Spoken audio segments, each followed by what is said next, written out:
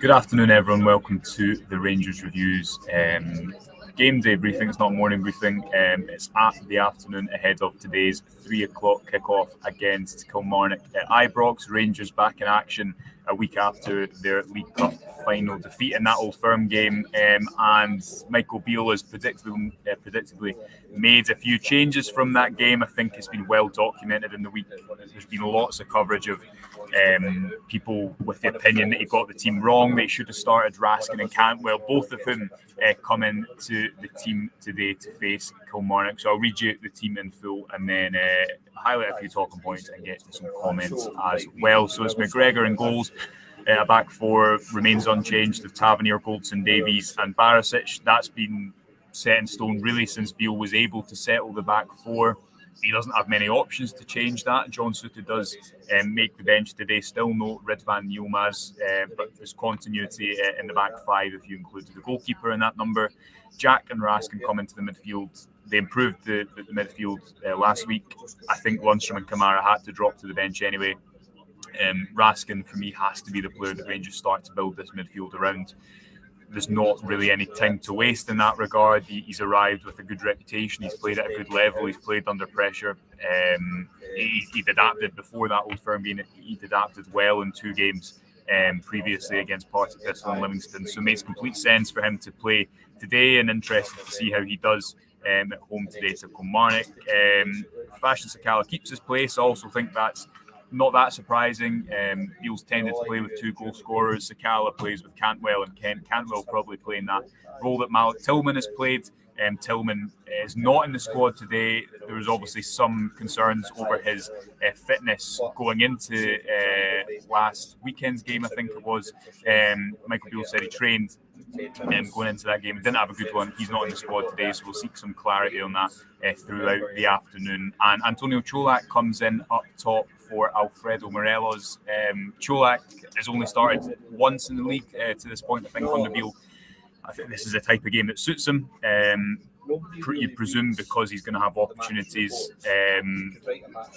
Morelos has largely been good under Beale. I think he's largely been a net positive. But if Cholak's not going to play these type of games, then when is he going to play? The bench: John McLaughlin, John Lundstram, Yanis Hadji. John Souttar returns to the matchday squad for the first time since the opening day of the season.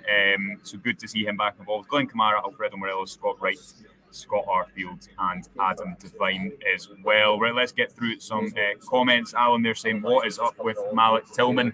Yeah, we'll seek clarity on that in the press conference after the game, Alan. I would imagine it is a fact that he was battling to be fit for the game last weekend. Maybe it's just a case that he needs a week off because of that. Rangers have the depth in Cantwell to come in there. I think he should have played anyway.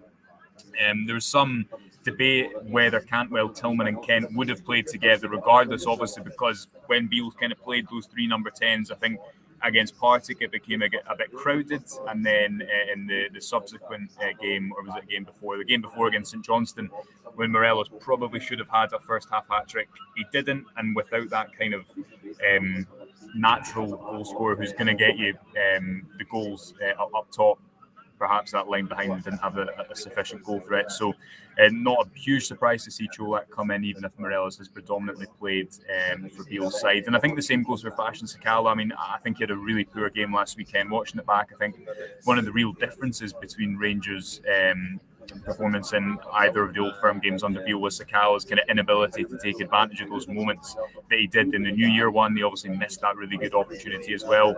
But Beale has tried to play with two goal scorers so far, and he's not played with Morelos and Cholak because he's not playing his two goal scorers as traditional centre forwards. He's playing one in Sakala who can play wide, offer a number of different threats, but then also has a higher expected goals than the majority of players in the team. I put out on my Twitter earlier the expected goals per 90, and I think that does a good job of demonstrating why Beale wants a Sakala alongside a Cholak or a Morelos, because otherwise Rangers, as we've seen a lot over the last few years, if you don't have a Roof in there or a Sakala, I don't think you have enough of a goal threat without a striker up top who's going to score a lot of goals. We know that Kent doesn't get huge goal scoring numbers every season, and Malik Tillman has under Beale, but obviously he's not in the team today, so I do think that makes sense. Pete there saying, is it true that Raskin and Jack are actually playing together? It is.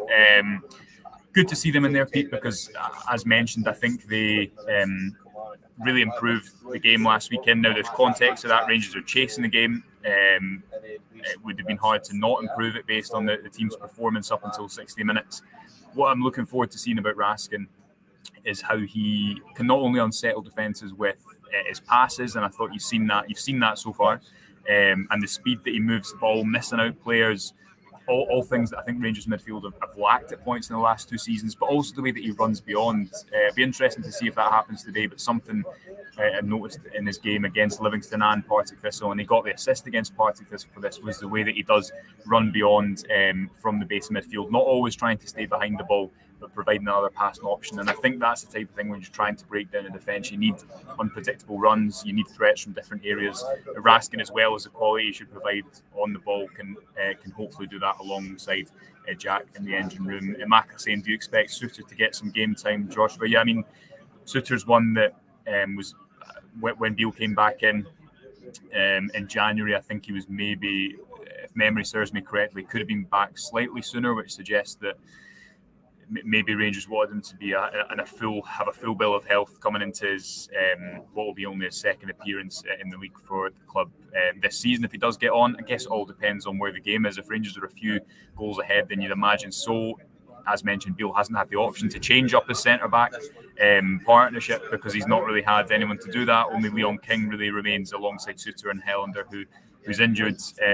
Suter, if you can keep him fit, gives you, I guess, a different profile to Davies. Probably a bit more aerially dominant, obviously right-footed, strong on the ball as well, can carry it.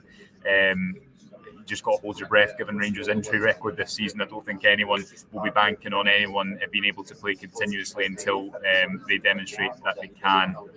Otherwise, we'll get through a few more comments here. Denzel saying that Tillman didn't look fit last Sunday. It was by no means his best game, one of his worst under Beale. Whether his fitness came into that or not, we'll see and definitely put that to the manager after the game. And a few comments as well here saying that good to see that Beale is acting on last weekend's decision to last weekend's team selection by making those changes and bringing in the players that we've discussed. Pete there saying Jack and Raskin will drive this team with some aggression. That's what I expect to see. Anyway, and Scott here saying, glad to see Čolak back in. He needs another run prolific early in the season. Yeah, it's easy to forget that obviously at the start of the season, which seems so long ago, when Rangers really lacked any performers, Čolak had 10 goals in 9 games domestically. He did tail off a bit, but he was one of Rangers, if not their best performer for the first couple of months of the season. We've not seen him much under Beale. It'll be interesting to see how differently he plays that role to Alfredo Morelos. Will he be instructed to try and link play as much or just stay between the centre-backs? A lot of the goals that we've seen Čolak score when he was having that run at the start of the season was that finish kind of across his body with cutbacks on the right-hand side. So it'll be interesting to see if that's a theme that kind of plays out today, the way that Rangers play into him in the final thirds. But yeah, it's the type of game that suits him more than away from home. I didn't think it was a good substitution, Čolak, for Morelos at the weekend. Morelos obviously is on the bench, but this is the type of game that you'd expect Čolak to score goals in, and certainly the type of game that he has scored goals in early in this season. And just a few more comments. Peter again agreeing Čolak deserves a start. He badly needs minutes to regain his good form. Yeah, I think that's true because he's not really had a run of games ever since the end of Gio's reign. I think it was the game away at St Mirren. He missed through injury after just before the World Cup break. He'll hope that this is an opportunity for him he can take today up top with Sakala and Kent alongside him. Right, that will do us just now, folks. Thanks to everyone who's joined the pre-match live stream. We'll be live after the game as well. Until then, keep up to date with us on our socials, subscribe to our website and our YouTube channel, and enjoy the game whether you're at Ibrox or watching elsewhere.